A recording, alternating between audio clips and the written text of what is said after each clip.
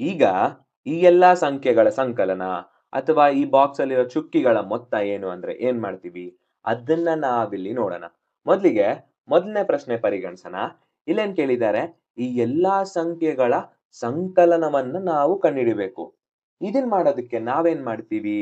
ಒಂದೊಂದ್ ಸಂಖ್ಯೆನ ಕೂಡನ್ವಾ 10 + 10 + 20 + 20 ಅಂತ ಈ ರೀತಿ ನೋಡಿ ಪ್ರತಿಯೊಂದ್ ಸಂಖ್ಯೆನು ಒಂದೊಂದಾಗಿ ಕೂಡೋದ್ರಿಂದ ನಮಗೆ ಸಮಯ ಜಾಸ್ತಿ ತಗೊಳುತ್ತೆ. ಹಾಗಾಗಿ ಬೇರೆ ಏನ್ ಮಾಡ್ತೀವಿ ಅಂದ್ರೆ, ಈ ಪ್ರಶ್ನೆನ ಕ್ಲಿಯರ್ ಆಗಿ ನೋಡಿ, ಇದ್ರಲ್ಲಿ 3 ಅಡ್ಡ ಸಾಲುಗಳಿದಾವೆ. ಆ 3 ಅಡ್ಡ ಸಾಲುಗಳು ಯಾವ್ದಂದ್ರೆ, ಸಂಖ್ಯೆ 10 ಇರೋ 4 ಬಾಕ್ಸ್‌ಗಳಿರೋ 3 ಅಡ್ಡ ಸಾಲಿದೆ. ಇದೇ ತರ ಇನ್ನ 2 ಅಡ್ಡ ಸಾಲಿದೆ. ಇದರಲ್ಲಿ ಸಂಖ್ಯೆ 20ಗಳನ್ನ ನೋಡ್ಬೋದು. ಸಂಖ್ಯೆ 20 ಇರೋ 5 ಚಿಕ್ಕ ಚಿಕ್ಕ ಬಾಕ್ಸ್‌ಗಳನ್ನ ನೋಡ್ಬೋದು. ಈಗ ನಿಮ್ಗೇನಾದ್ರೂ ಹೊಳಿತಾ? ನಾ ಏನ್ ಹೇಳ್ತೀನಿ ಅಂದ್ರೆ, ಒಂದ್ ವಿಧಾನದಲ್ಲಿ ಇಲ್ಲಿರೋ ಅಡ್ಡ ಸಾಲುಗಳನ್ನೆಲ್ಲ ಕೂಡೋಣ. ಮತ್ತೆ ಎಷ್ಟು ಅಡ್ಡ ಸಾಲಿದೆ ಅಂತ ಹೇಳಿ ಅದನ್ನ ಗುಣಿಸೋಣ.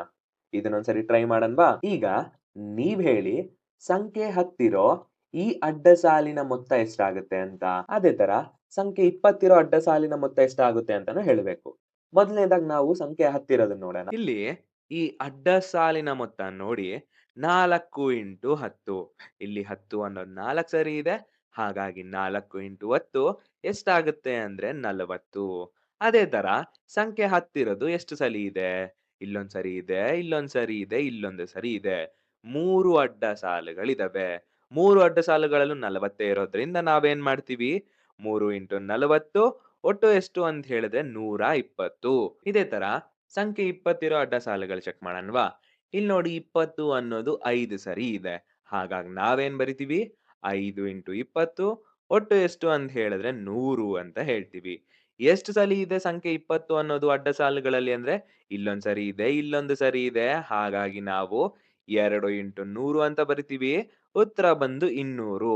ಒಟ್ಟು ಎಷ್ಟಪ್ಪಾ ಅಂತ ಹೇಳಿದ್ರೆ ನಾವು ಇವೆರಡನ್ನು ಕೂಡಿಸಿ 320 ಅಂತ ಬರಿತೀವಿ. ಇದನ್ನೆಲ್ಲ ಇದೇ ರೀತಿ ಮಾಡ್ಬೇಕಾ ಅಂದ್ರೆ ಇಲ್ಲ, ಬೇರೆ ರೀತಿನೂ ಮಾಡ್ಬೋದು. ಈ ರೀತಿ ಬರ್ಕೊಂಡು ನಾವು ಸಾಲ್ವ್ ಮಾಡ್ಬೋದು. ಈಗ ನಾನೊಂದ್ ತೋರಿಸಿದ್ದೇನಲ್ವಾ? ಹಾಗಾಗಿ ನೀವೇ ಇದನ್ನ ಸಾಲ್ವ್ ಮಾಡಿ ಉತ್ತರನ ಕಾಮೆಂಟ್ ಮಾಡಿ. ನೆಕ್ಸ್ಟು ಈ ಎಲ್ಲಾ ಬಿಳಿ ಚುಕ್ಕೆಗಳ ಸಂಕಲನವನ್ನ ನಾವು ಕಂಡುಹಿಡಿಬೇಕಂತೆ. ಇದನ್ನ ನೋಡಿದಾಗ ಹೆಂಗ್ ಕಾಣಿಸ್ತಿದೆ ಅಂತ ಹೇಳಿದ್ರೆ, ನಾವು ಚೌಕಾಬಾರ ಆಡ್ತೀವಲ್ವಾ?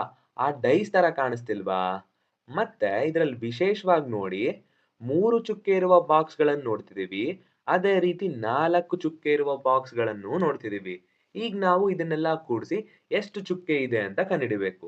ಹಾಗಾಗಿ ನಾವು ಎಣಿಸ್ತಾ ಹೋಗ್ಬೇಕಾ ಅಂತ ಹೇಳಿದ್ರೆ ಇಲ್ಲ. ಅದೇ ತಾನೇ ಕಷ್ಟ ನಮಗೆ. ಇದನ್ನ ನಾವು ಈ ರೀತಿನೂ ಬರಿಬೋದು. 3 ಚುಕ್ಕೆ ಇರೋ ಕಡೆ 3 ಬರಿಬೋದು. 4 ಚುಕ್ಕೆ ಇರೋ ಕಡೆ 4 ಅಂತ ಬರ್ಕೋಬಹುದು.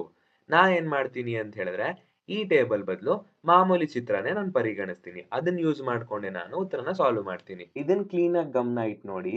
ಈ ಚಿತ್ರ ಹೆಂಗಿದ್ಯಪ್ಪ? ನೋಡಕ್ಕೊಂದು ಆಯತದ ತರ ಇಲ್ವಾ? ಈ ಆಯತಲ್ಲಿ ಹೊರಭಾಗ ಎಲ್ಲ ಒಂದ್ ಕಲರ್ ಇದೆ. ಒಳಭಾಗ ಎಲ್ಲ ಇನ್ನೊಂದ್ ಕಲರ್ ಇದೆ. ಹೌದು ತಾನೇ? ನೀಲಿ ಕಲರ್ ಕಾಣಿಸ್ತಿದೆ, ರೆಡ್ ಕಲರ್ ಕಾಣಿಸ್ತಿದೆ. ಇನ್ನೊಂದ್ ಚೂರ್ ಗಮನ ಇಟ್ಟು ನೋಡಿ. ಈ ಆಯತದ ಹೊರಭಾಗ ಎಲ್ಲ 3 ಚುಕ್ಕಿಗಳಿರೋ ತರ ಕಾಣಿಸ್ತಿಲ್ವಾ? ಅದೇ ರೀತಿ ಆಯತದ ಒಳಭಾಗ ನೋಡಿ. ಇದೆಲ್ಲ 4 ಚುಕ್ಕೆಗಳಿರೋ ತರ ಕಾಣಿಸ್ತಿದೆ. ಹಾಗಾದ್ರೆ ಇದೇ ಕರೆಕ್ಟಾ ಅಂದ್ರೆ ಇನ್ನೊಂದ್ ಚೂರ್ ಡೀಟೇಲ್ ಆಗಿ ನೋಡಿದಾಗ ಏನಾಗುತ್ತೆ? ಈ ಒಳಭಾಗದಲ್ಲಿ ನಾವು 3 ಚುಕ್ಕೆಗಳಿರೋ ಬಾಕ್ಸ್‌ಗಳನ್ನ ನೋಡ್ಬೋದು. ಅದೇ ರೀತಿ ಹೊರಭಾಗದಲ್ಲೂ ಸಹ ನಾವು 4 ಚುಕ್ಕೆಗಳಿರುವ ಚಿಕ್ಕ ಚಿಕ್ಕ ಒಂದು ಪೆಟ್ಟಿಗೆಗಳನ್ನು ನೋಡ್ಬೋದು. ಹೌದಲ್ವಾ? ಹಾಗಾದ್ರೆ ನಾವಿಲ್ಲಿ ಕಂಡುಹಿಡಿಬೇಕಾಗಿರೋದೇನು?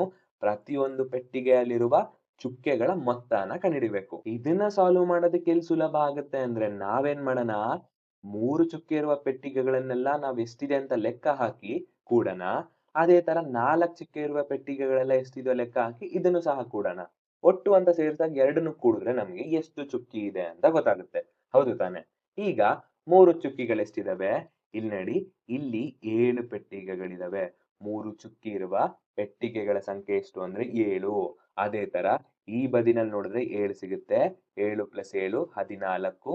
ಇಲ್ಲಿ ಮತ್ತೆ ನಮ್ಗೆ ಇನ್ನೂ 3 ಪೆಟ್ಟಿಗೆಗಳು ನೋಡ್ಬೋದು. ಹಾಗಾಗಿ 14 + 3 ಎಷ್ಟು ಅಂದ್ರೆ 17 ಅಂತ ಆಯ್ತು. ಈಗ ನಮ್ಮ ಹತ್ರ ಏನಿದೆ ಒಟ್ಟು 17 ಪೆಟ್ಟಿಗೆಗಳಿದಾವೆ.